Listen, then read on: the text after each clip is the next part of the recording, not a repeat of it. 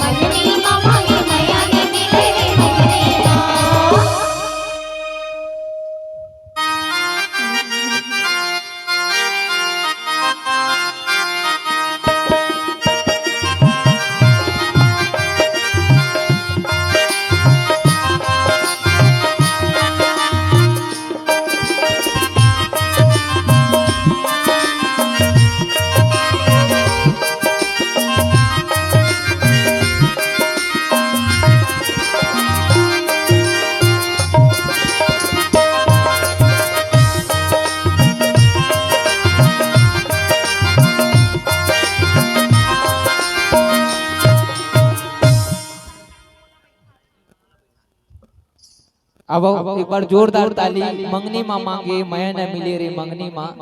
ये प्रेम के गीत आप सबों के बीच रखे के प्रयास करी। आदरणीय हमार माया की संदेश के संचालिका हमार बड़ी बहनी उर्वशी साहू, जेकर जिला मन यूट्यूब के माध्यम से कचरा बोदरा के माध्यम से अपन माया दुलार देत हो।